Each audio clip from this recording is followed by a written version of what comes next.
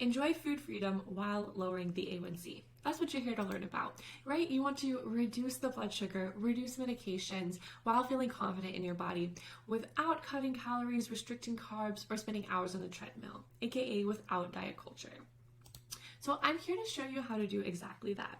Hi, my name is Laurel and I'm a registered dietitian and diabetes educator, and I've spent years working with people with diabetes. I'm also going to discuss the missing link for intuitive eating and diabetes. I know, that sounds so dramatic, the missing link, but there is a big missing piece to intuitive eating for people with diabetes. So we're going to go into all of that. So why should you ditch the diet? Why should you take this non-diet approach, intuitive eating approach? Well, research shows that it improves the body image. It decreases the A1C. It improves energy, decreases that diet mentality, and improves that control over eating. We know diets just don't work. After decades and decades of research, we know that diets slow the metabolism, and that's the reason why dieters gain their lost weight back, plus more. Diets also increase appetite. Our bodies have been evolving for thousands of years and have survival mechanisms in place to increase the appetite during famine. Diets also increase cravings. A craving is a way for our body to tell us what nutrients we need. This craving will become more and more intense or louder until it is satisfied, leading to uncontrolled eating. Diets are also a predictor of weight gain. Studies show that dieting and restrictive eating is an indicator of weight gain over time. And diets cause a lot of emotional damage. If you've ever been stuck in this cycle, you know how guilt leads and is surrounding every eating experience. Guilt leads to that dieting, which leads to more restricting, which leads to those cravings, which leads to overeating, which leads to more guilt. So we want to break out of this cycle because it's causing a lot of emotional damage. So you're here because you've recognized that diets don't work. You've realized how much of your life has been taken away by dieting. It's kind of like the movie The Matrix. You remember those 1990s films? Yes, total nerd here. But in The Matrix, the main character, Neo, is offered the choice between a red pill and a blue pill by the leader, Morpheus. If he took the blue pill, he would continue to live blissfully ignorant to the reality. If he took the red pill, he would wake up to the not-so-pleasant truth of the reality. You're here because you've already taken that red pill. You've woken up to the not-so-pleasant truth that all of the blood, sweat, and tears that went into dieting didn't get you anywhere closer to your goals. You've learned after years of being a Weight Watchers lifetime member, or after years of being stuck in that diet cycle, that another diet just isn't the answer. And that's a tough pill to swallow.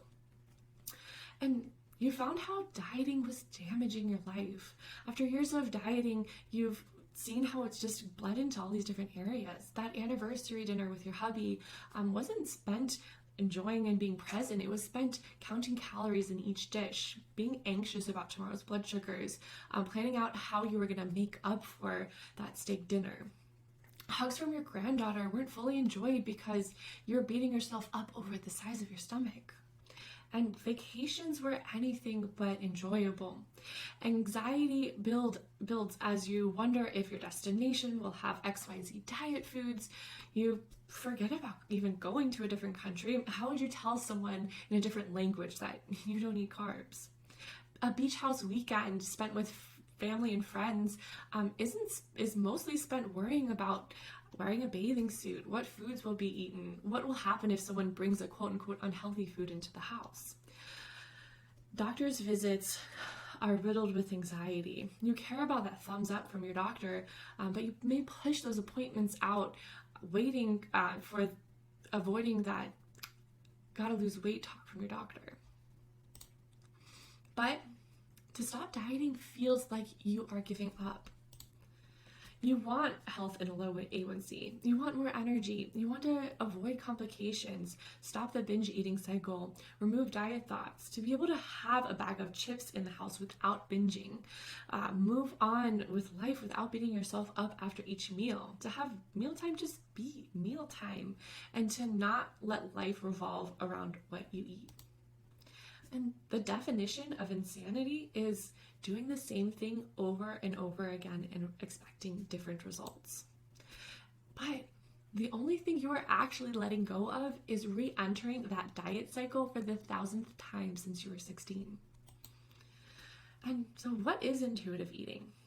Now, intuitive eating goes over these 10 different principles: rejecting that diet mentality, honoring hunger, making peace with food, not labeling food as good or bad, feeling that fullness, that satisfaction, coping with emotions without food, respecting the body, enjoying exercise in a way that feels different, and honoring your health. And again, intuitive eating improves that body image, decreases the A1C, improves energy, decreases that diet mentality, and gives you that control over eating. But intuitive eating can't work for someone with diabetes, right? Well, that's the question that I get all of the time. And it is different. There is that missing link. So let's get into it. So in intuitive eating, there's these two principles: honoring your hunger and fullness, that are a little bit different for people with diabetes. And that's because of insulin resistance. In type 2 diabetes, the body can be resistant to insulin. And when the body's resistant to insulin, it isn't properly storing energy. This can cause the appetite to increase because the energy or calorie needs are not being met. High insulin levels are typical for people with type 2 diabetes as well, and insulin's a hormone that typically causes the appetite to decrease. So you can see how this causes some really confused hunger and fullness cues. It kind of reminds me of this old car that I used to have. Now, I loved this car, but the dang gas gauge just was broken all of the time. It was really tricky going on long trips because I never knew when I needed more gas. Intuitive eating assumes that this gas gauge is working properly, that the mechanism that controls the appetite is reliable. A person that does not have diabetes can take a look at the gas gauge and know when the tank needs more gas. But what if the mechanism controlling the hunger and fullness isn't reliable? And with diabetes, we know that the gas gauge just isn't working properly. So just like I did with my old car, I knew I needed to fill up with gas in the morning. So this can be counterintuitive to intuitive eating. Someone with diabetes may need to eat when they're not necessarily hungry. So you don't get stuck out on the highway thinking you have a full tank of gas and boom, the car stops and you have to beg your boyfriend to come and bring you some more gas while you wait on the side of a busy highway. Not so fun. But what this can look like is someone with diabetes may not necessarily wake up feeling hungry. And that hunger may not kick in until 1, 2, or 3 o'clock in the afternoon. But by then, all of the hunger hormones have built up into the body, and that hunger is insatiable, kind of like Tui, Feed Me Seymour, kind of that hunger from Little Shop of Horrors, that insatiable, uncontrollable hunger.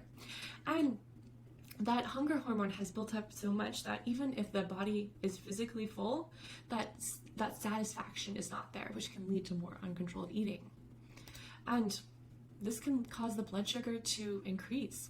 And as the blood sugar increases, the body hasn't made enough insulin, which leads to feeling more tired and more hungry. And once the body catches up and makes enough insulin, the blood sugar drops quickly, and that can trigger more hunger. You can see how this can lead to a lot of uncontrolled eating through the evening. So again, it's a little counterintuitive to intuitive eating, but again, eating when not necessarily hungry may be that missing link. Part of our working together, we're going to pattern our eating cycle and the blood sugar to get that gas gauge working again. And then that's when intuitive eating comes together, and you can have that food freedom and the blood sugar control. But we do have to be careful. Don't just think, oh, I just need to eat when I'm not hungry. We can make sure that the tank is full without trying to fill a gas tank that is already full, so that the gas doesn't spill out of the tank onto our feet and then you ruin your new shoes. And despite all of your efforts to clean the shoes in the gas station bathroom, you still go to work kind of smelling like gas. So the results of executing this correctly. It's very much a replicable system that you can apply, as proven by my clients who've already gone through it. This is what Kathy had to say. My A1C went from 7.2 to 6.1. I feel that my problems with food no longer exist. I feel more confident and under less pressure. Sam said, working together has changed my life dramatically. I no longer binge eat. I no longer obsess over every meal choice, nor feel guilty afterwards. And Mandy, it's like I've built a better relationship with food. It seems like food doesn't rule me like it used to. I have more control over eating. So right now I'm looking for my next amazing clients. Is that you? So who is this for? This is for people with type 2 diabetes or pre-diabetes who are tired of dieting, who are ready to say goodbye to the restrict binge cycle, who are stuck in that constant battle between what you want and what is healthy. You just want to eat intuitively and move on with life. Who is this not for? This is not for someone who is seeking a magic pill or quick fix, someone who's looking for a restrictive meal plan, and someone who's not willing to take any action on the steps that I teach. So what is next? Book a time to speak with me. Complete an application and we'll get on a call. Knowing that we're a good fit is crucial. I like to get all of my clients' results. That's why we have this application.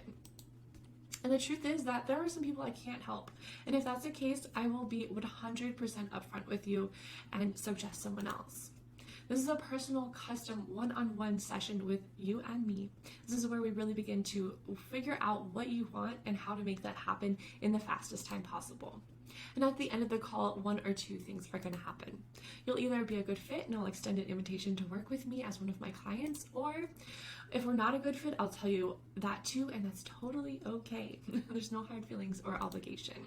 Either way, you'll receive an incredibly valuable strategy session and walk away with newfound clarity as to where you are right now and what is holding you back. So now you have a decision to make. You can go back, stop this video and go back to dieting and keep getting the same results that you've gotten in your life. Or you can click the button below and book a strategy session to find out what's been holding you back and give yourself the opportunity to have that breakthrough. So there is a link right below here. You can click there and fill out that application. I look forward to chatting with you soon. Thank you.